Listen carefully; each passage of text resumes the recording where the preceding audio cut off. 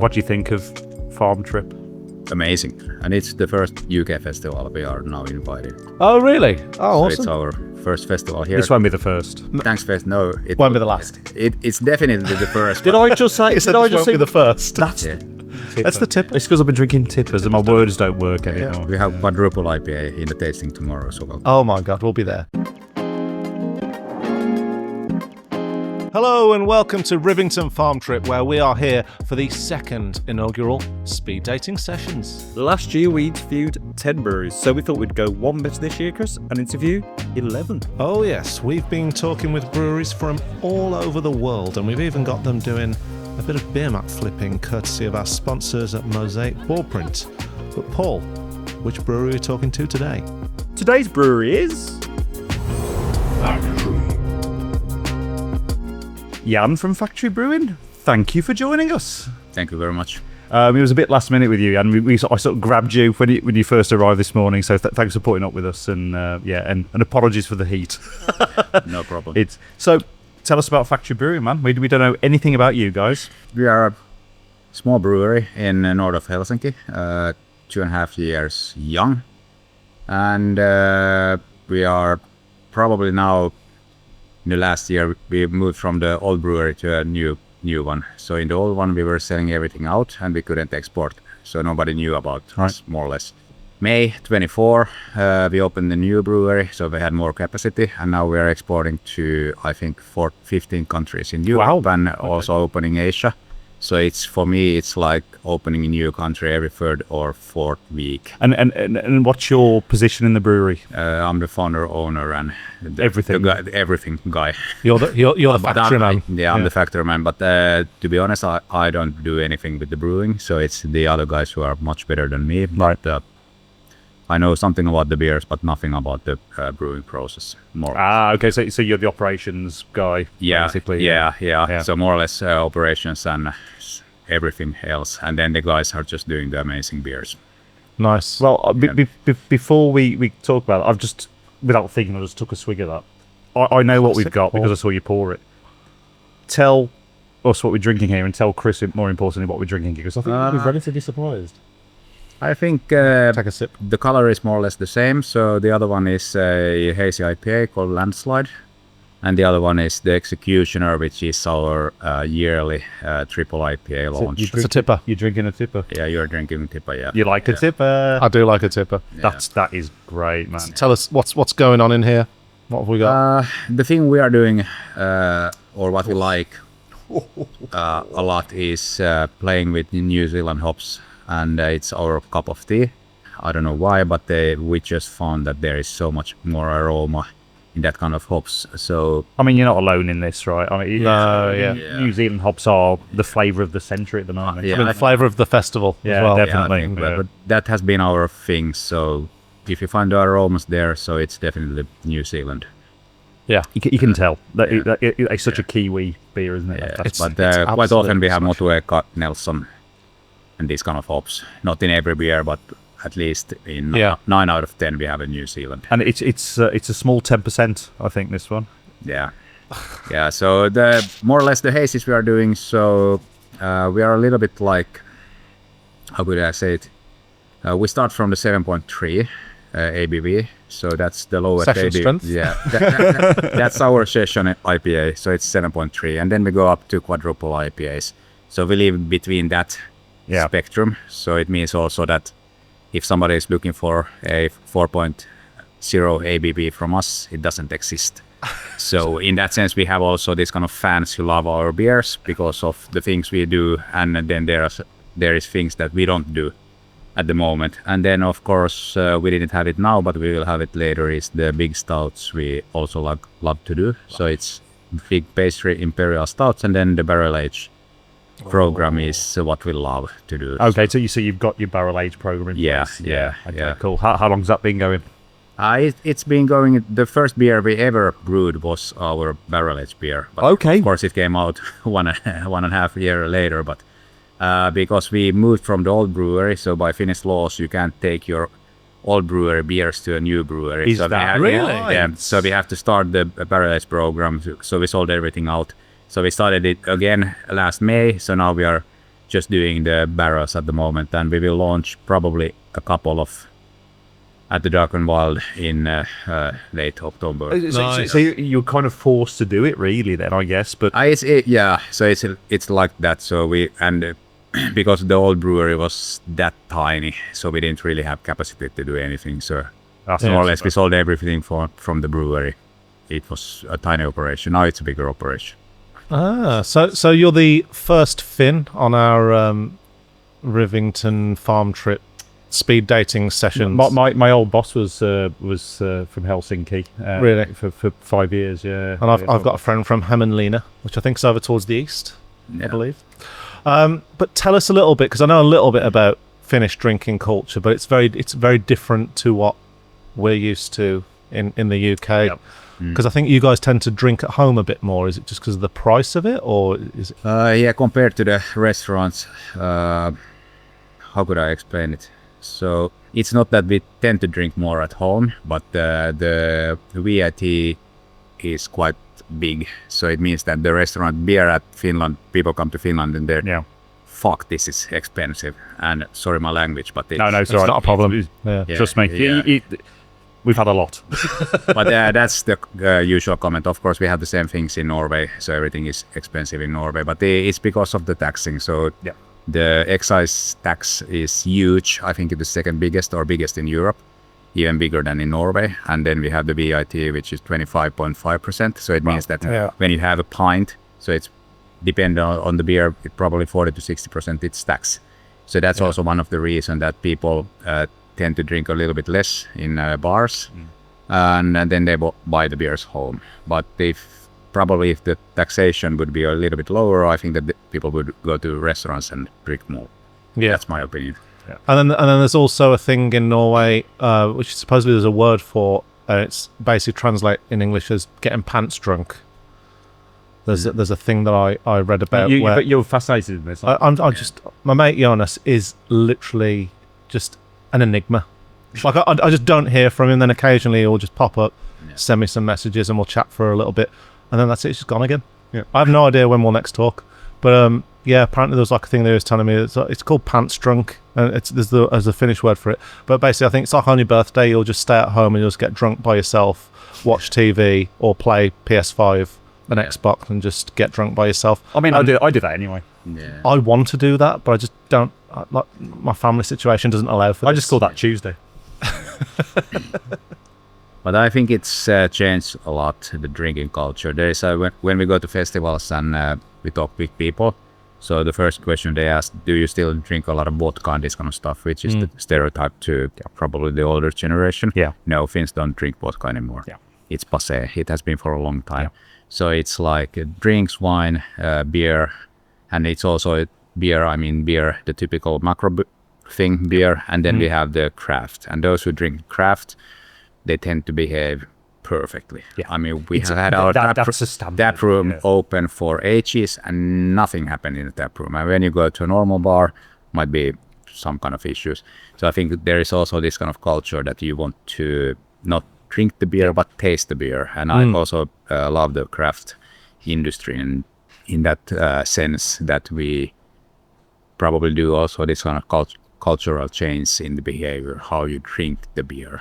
And beer is beer, but I think there is a change. And then the younger generation, probably they drink whatever, ready to drinks and this kind of stuff. But it's changed a lot, and I think it's a little bit like the generational stuff also. I think it's the same in the UK though, really, because the UK's got a bad reputation for abusing alcohol in terms of just binge drinking is. But when you introduce the craft element to it, those areas are, as you say, the most well-behaved and more appreciative of the time and effort that's gone into making beer, right? It's like going to a nice restaurant, really.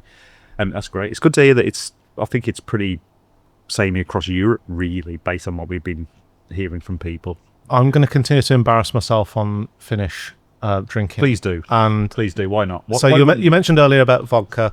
There's also something that I've tried, which was sent to me by my friend. Salmiakki? Yeah. That was horrible. I mean, can you describe? Because I'm as far as I was led to believe, that's a uniquely Finnish drink that you only really get there. And it's everything more or less, at least our generation knows what Salmiakki is, and it's kind of strange licorice that is, how could I say it? It's strange, but it's addictive. It's like somebody likes chili a lot. Yes. And for some people, chili is too much, but some people love chili. So Finnish people love Salmiakki. Yeah. And when you ask a Thai people, do you love chili? They don't even think about, it's normal for us. So Salmiakki is it's called licorice. It's normal thing for Finland. And we used to be, when we were young, also there was one thing that they started to, that was in vodka time in the 90s. So people had a vodka and then they started to put Salmiakki inside the vodka. So it tasted like candy. Got you. And people, they were just wasted. What could go wrong? Yeah. And then a couple of, because it was also so tasty that, teens had vodka with Salmiakki and then people died. So it wasn't allowed to do that anymore. Wow. So then they came down with the percentage. But there is this kind of reputation in good and bad with Salmiakki in Finland. So it's like everybody knows Salmiakki, and when you go to a kid's birthday party, you can have candies, and then you have Salmiakki candies. Oh, really? So, it's totally normal. Yeah.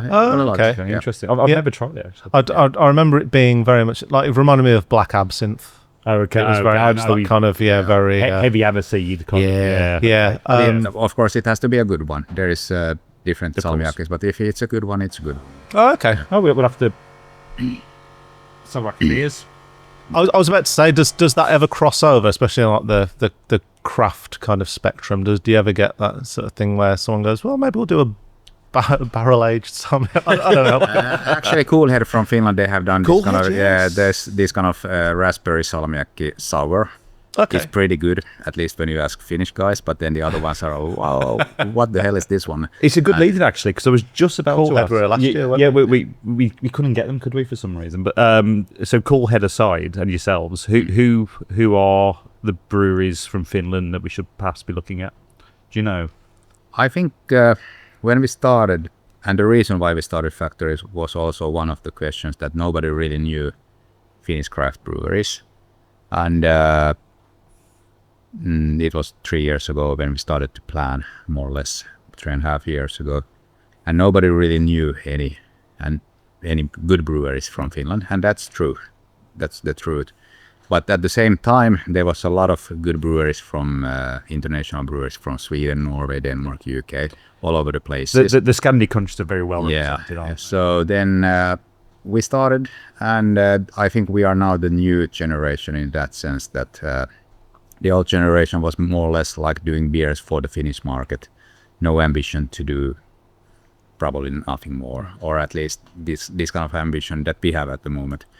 When we came out 23 April with the first beer, it was called the Prototype. So it was a little bit like at that time that there became the first hype in the craft breweries. Nice. And our first beer was, we called it Prototype because we were humble in Finland and we were not sure that people love our beers, but it went just viral, and people were coming up just all over the Finland and text to the brewery and called to the brewery, do you still have the Prototype? And they were, getting it. And I think after that, so there is a lot of good new breweries also, but at the same time also I think that the Coolheads and these guys, they have also started to do a little bit like this kind of international upgrading in their stuff. Yeah. But there is, I think, a handful of good breweries in Finland. And the nice thing is that we had last year, probably you have heard about it or not, but we are good friends with the UK breweries. So we had a bit track discussion last year with Adam. And I just had this kind of idea that what if I would bring all the best breweries from Finland, would he invite all the best, our finest breweries from UK? And then we had in February at our brewery, so we had a Finland versus UK a festival, and it was super. And the thing was, the bigger the better was the team, and it was this kind of small boutique style like Rivington in early days. We had probably 500 visitors in the first year, I think. So it was now I think it will be super big, but it was a nice thing that somebody even considered that Finland could be in a competition with the UK. Yeah. That's and awesome. it was super nice. It was super nice, but that couldn't happen 2 years ago, probably 3 years ago, never. But I think that there is us, to the question, there is us, Revenant, is doing also, and of course, Cool Head 2U are doing international stuff. Then there are a couple of other who are more like Finnish good craft breweries, and then there is one guy, one-man operation called Paihalas, which is up north in the Lapland, and he's doing awesome wild ales Holy shit. in a cottage, Yeah, cottage, and he's selling the beers to international market 5-star hotels. So there's these kind of things bubbling in Finland. It's happening in. Yeah. So how did you make the connection with Rivington to come over here? Probably it started, to be honest, last year when we opened the new brewery, because we opened it we got the first beers out in May, 27th of May 24. And two weeks after that was the Tallinn Craft Beer Festival. And then for the first time, I met Adam from Track, Cal from Northern Monk, and we became friends. Awesome. And when we became friends, then we just, started to talk about things. And then Adam introduced us to the UK breweries. And of course, when they were at our place now in February, so we got to know each other better, and now we are here. You're here. And what do you think of Farm Trip? Amazing. It's all right, isn't it? Yeah. It's good. Yeah. It's definitely probably the best beer festival in the calendar, really. We say it a lot, but it seems to be a festival by brewers for brewers as opposed to for the punters. Everyone's invited. Really, it's really run by brewers for brewers, right? And you get the vibe, and it's slightly chaotic, and it's on a beautiful little site, but each year it gets better and better. Yeah. And they keep inviting breweries from just around the world, in the UK, and that's why I love Rivington and what they do. And it's the first UK festival we are now invited. Oh, really? Oh, So awesome. it's our first festival here. This won't be the first. Thanks, Fest. No, it Won't be the last. It's definitely the first. Did I just say? You said Did I this just won't say be the first. That's Yeah. That's the tip. It's because I've been drinking tippers and my words don't work anymore. We have quadruple IPA in the tasting tomorrow, so Oh my God, we'll be there. yeah. Right. Last bit of fun that we're going to do on this before we close the interview. This podcast series is sponsored by a company called Mosaic Board Printers. They are a beer mat producer. And we've just been, in conjunction with that, we've just been finishing every little interview with a beer mat flip. Yep. How are you at flipping? Are you good? No, I haven't done it in ages. So we're basically, these are all in 10s. And you can essentially, just to get your hand in, have a bit of a practice with 10. You get a free go. No, If show you me do first. Show me first. I will try to do it. We haven't had to do this yet. Okay.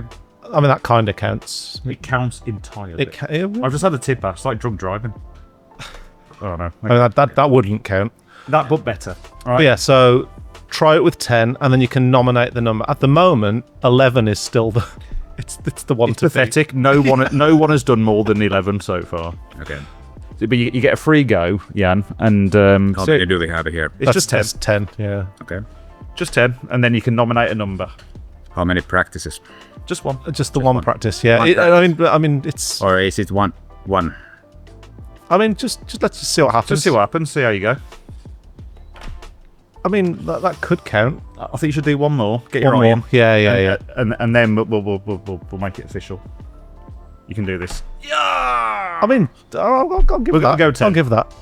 So, Do you want to go 10 or do you want to go higher? Higher. 20? 30? No, 12.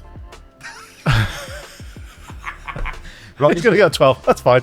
This This is Mo from Prism's fault. He decided he's going to. Said I don't want to do more than 20. I want to do 11. So Yeah, he started off with a 11 just to make sure that he'd won it. Okay, so here we go. 12. And that counts. There we go. We'll let it count. Yeah. You're now top of the leaderboard. Jan from Factory Brewing has just got. You want? Okay, Oh my God! Hang on, we're going 20. Let's go. We're gonna go 20. We're going to go 20. I mean, This is fun. we should allow this. I haven't done it in 10 years probably. Yeah. I used to do so many. Here we go for 20. Oh! 9. I'm in 19. You have a nice fail flip. I know it's technically a Fail foul flip? flip. Yeah. Thanks, guys. You have 12. I have. Dude, thank you so much. Yeah, thanks for pointing for Thanks, putting up with guys. us. It was Yeah. a pleasure, and the festival is great. And thanks, Ben, for the invite. I love you. that beer. Love you too, man. We're Yeah, going to be thank around to try your Impy Stout shortly. Absolutely. Yeah. Thanks, mate. Thanks, man. Yeah. Thanks. Dude. Cheers. Yeah, cheers.